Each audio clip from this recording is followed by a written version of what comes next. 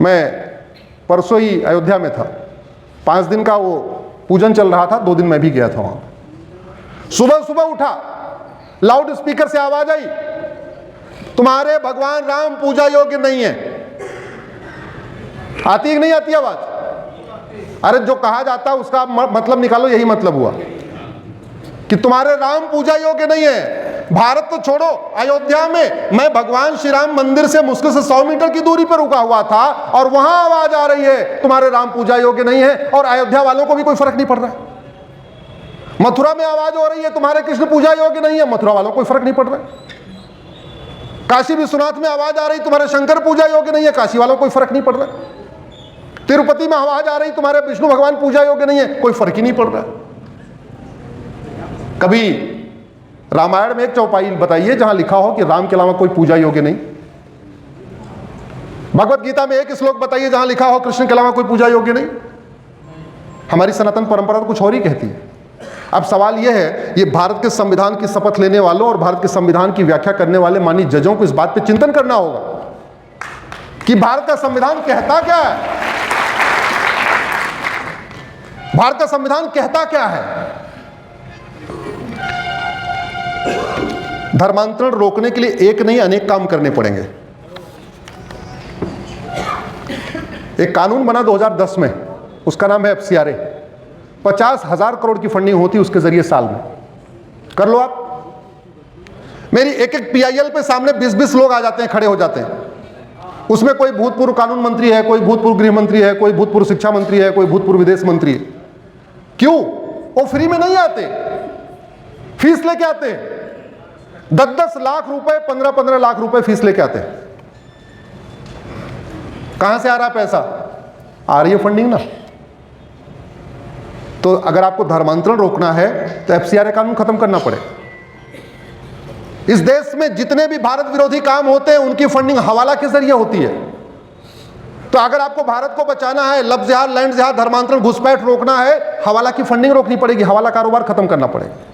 इस देश में जितने देश विरोधी काम होते हैं सबकी फंडिंग ब्लैक मनी से होती है, तो आपको ब्लैक मनी रोकना पड़ेगा। इस देश में जितनी फंडिंग होती है वो बैंकों के जरिए हो रही है। आपको बड़ा इंटरेस्टिंग बात बताता हूं, मेरी टाइम बहुत कम है, गूगल कर लीजिएगा uniform banking code Ashwini Upadhyay. Bharat में जो बैंकिंग लॉ चल रहा है 1949 का चल रहा है। वित्त मंत्रालय को भी नहीं पता, RBI को भी नहीं पता, और विदेशी बैंकें जिनकी शाखा भारत में, वो बाहर से यहां अलगाववादियों को फंडिंग करा रही है। कैसे करा रही है? क्योंकि एक बैंक में अगर आप जाते होंगे तो 2 टर्म्स यूज होते हैं, RTGS और NEFT। अगर बाहर से पैसा आए तो उसको कहते हैं IMT, इंटरनेशनल मनी ट्रांसफर। विदेशी बैंकें IMT यूज करने की बजाय RTGS, NEFT यूज कर रही हैं। तो सॉफ्टवेयर सोच रहा है तो भारत के अंदर का पैसा घूम रहा है, पैसा एक्चुअल में कनाडा से आ रहा है, दुबई से आ रहा है, ऑस्ट्रेलिया से आ रहा है। तो अगर धर्मांतरण रोकना है तो आपको यूनिफॉर्म बैंकिंग कोड बनाना पड़ेगा। धर्मांतरण रोकना है तो आपके नकली दवाओं का कारोबार रोकना पड़ेगा। नकली दवाओं का कारोबार से बहुत बड़ी फंडिंग क्रिएट होती है जो ऐसे कामों में लगती है। आपको अगर धर्मांतरण रोकना है तो आपको हलाल सर्टिफिकेशन बंद करना पड़ेगा। लगभग ये भी 50,000 करोड़ रुपए साल में इकट्ठा हो रहा है हलाल सर्टिफिकेशन से, और हलाल सर्टिफिकेशन का पूरा पैसा लफ्ज़ जिहाद की फंडिंग में जा रहा है, लैंड जिहाद की फंडिंग में जा रहा है, धर्मांतरण की फंडिंग में जा रहा है, घुसपैठियों की फंडिंग में जा रहा है। अगर आपको धर्मांतरण रोकना है तो जो अंग्रेजों ने 1894 में कानून के बाद जो लीज पे जमीनें दी थी 99 ईयर की लीज पे, जो जिनकी लीज पूरी हो चुकी है, वो सारी जमीनें आपको वापस लेनी पड़ेगी, तभी रुकेगा। नहीं तो हम कितना सेमिनार कर लें, कितना कॉन्क्लेव कर लें, कितनी चर्चा कर लें, कितना मंथन बैठक कर लें, चिंतन बैठक कर लें, विचार विमर्श कर लें, कुछ नहीं होने वाला। धरातल पे कुछ नहीं होने वाला। बीमारी चर्चा करके ठीक नहीं होती, बीमारी ठीक होती है दवाई खाने से। और एक बात ये भी याद रखिएगा, बीमारी को डॉक्टर ठीक नहीं करता, बीमारी ठीक होती है दवाई से। डॉक्टर लाख अच्छा हो, अगर आपकी दवा गड़बड़ है बीमारी ठीक हो सकती है क्या? जोर से बोलिए जरा। नहीं। यूपी में है तो बाबा पूरी जोर से लगे पड़े हैं। धर्मांतरण रुक गया यूपी में, जोर से बोलिए ईमानदारी से। घुसपैठिए यूपी से भाग गए, जनसंख्या विस्फोट रुक गया, लफ्ज़ जिहाद रुक गया, छांगुर पकड़ा गया। क्या छांगुर को फांसी होगी? क्या छांगुर की 100% प्रॉपर्टी जब्त हो सकती है? क्या छांगुर की नागरिकता जा सकती है? नहीं होगी, कोर्ट अलाउ नहीं करेगा। अरे जब भारत में कानून का राज है और कानून ही घटिया है तो भारत सुरक्षित कैसे हो सकता है?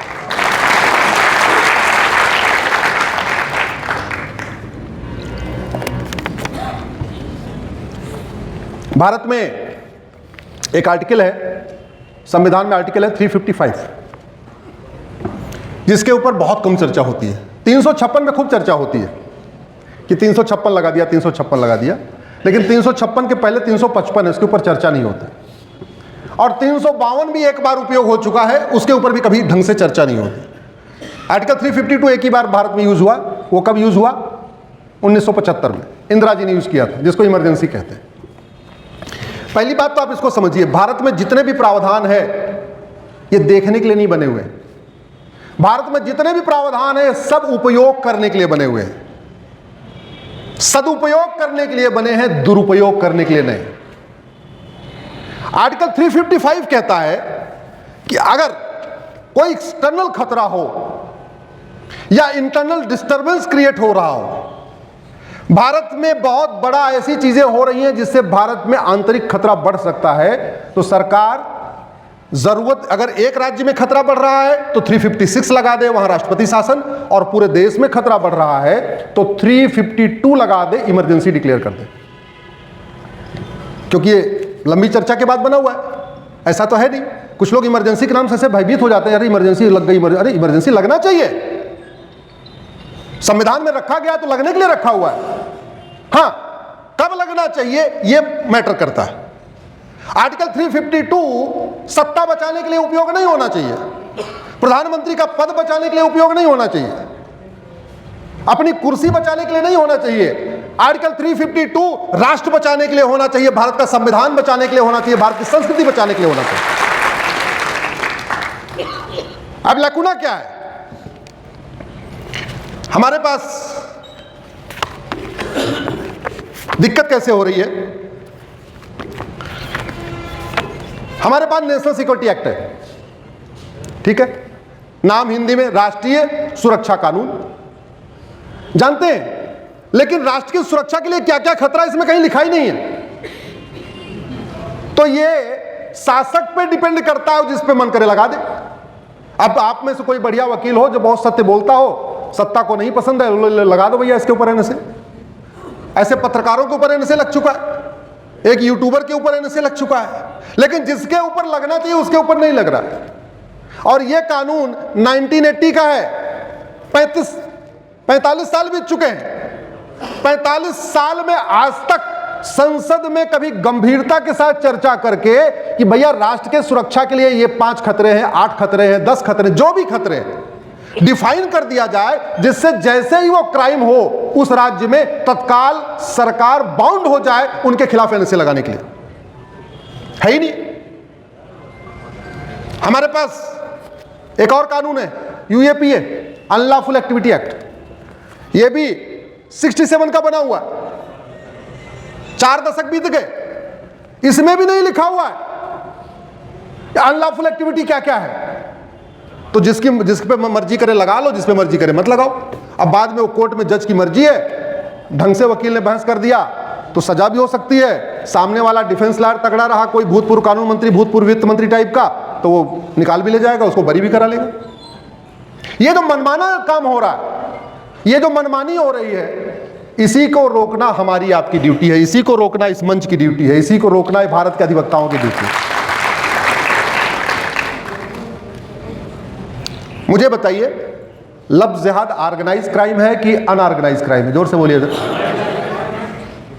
लव जिहाद हमारी राष्ट्र की सुरक्षा के लिए खतरा है कि नहीं?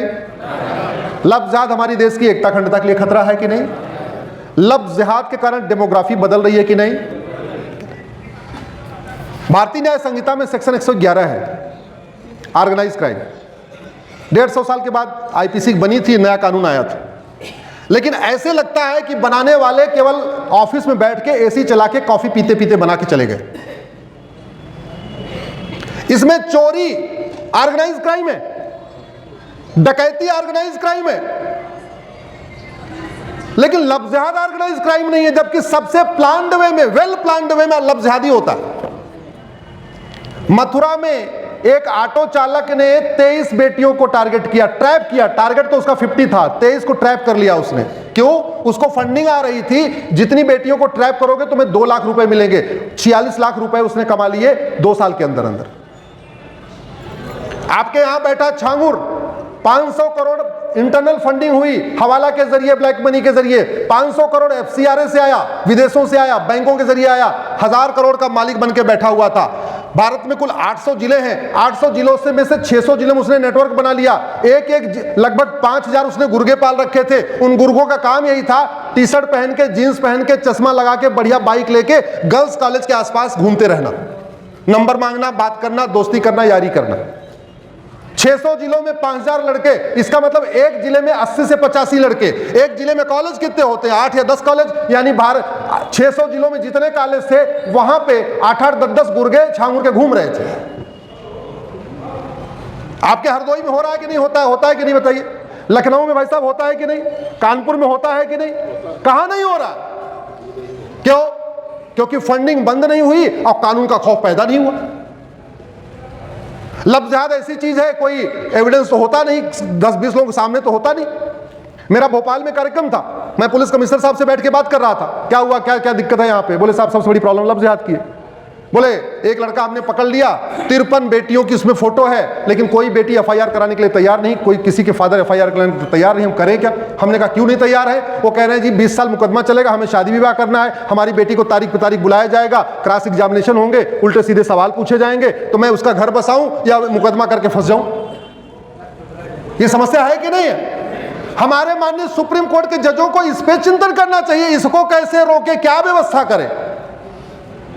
अगर हमारे पास नार्को पॉलीग्राफ ब्रेन मैपिंग कानून होता तो लफ्ज़ जिहाद को सजा दिलवाना बहुत आसान था, सीधे सीधे उसका टेस्ट करके उसको भेज देते उठाकर जेल में।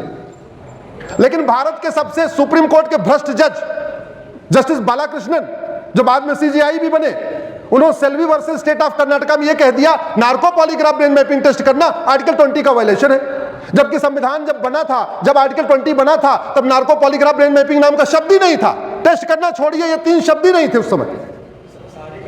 ऐसे ऐसी व्याख्या कर रहे, क्यों व्याख्या कर रहे? अब मुझे समझ में आ रहा है, उनको पता होगा कुछ दिन के बाद यशवंत वर्मा भी आएंगे। अगर हमने narco polygraph brain mapping allow कर दिया तो पता चला सजा हो जाएगी इनको। और आज तो मुझे बड़ा आश्चर्य हुआ, एक जौनपुर की भ्रष्ट जज थी, उसका बाकायदा एविडेंस है, ओरल एविडेंस है, डाइंग डिक्लेरेशन है, क्या हमसे 5 लाख रुपए मांग रही है। फैमिली कोर्ट की जज हुआ करती थी और व्यक्ति मर गया, एक सॉफ्टवेयर इंजीनियर मर गया, और उस जज को एफआईआर करने की बजाय, जांच करने की बजाय आपके जिले का डिस्ट्रिक्ट जज बना दिया उसको।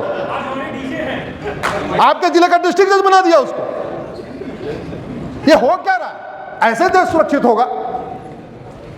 अरे जो जज दहेज पीड़ित पति से पैसा लेके उसको छोड़ सकती है, वो जज ड्रग स्मगलर से पैसा लेके नहीं छोड़ेगी क्या? जोर से बोलिए जरा।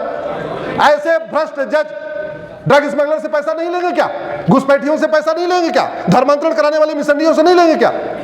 प्रयागराज में एक बहुत बड़ा माफिया, कन्वर्जन माफिया, उसका केस अभी सुप्रीम कोर्ट तक आया था। एक यूनिवर्सिटी का वाइस चांसलर भी बनकर बैठा हुआ है, लाल। हाँ, मतलब उसके खिलाफ ऐसे लगता है कि उसको एफआईआर होती, उसके पहले उसकी बेल हो जाती है।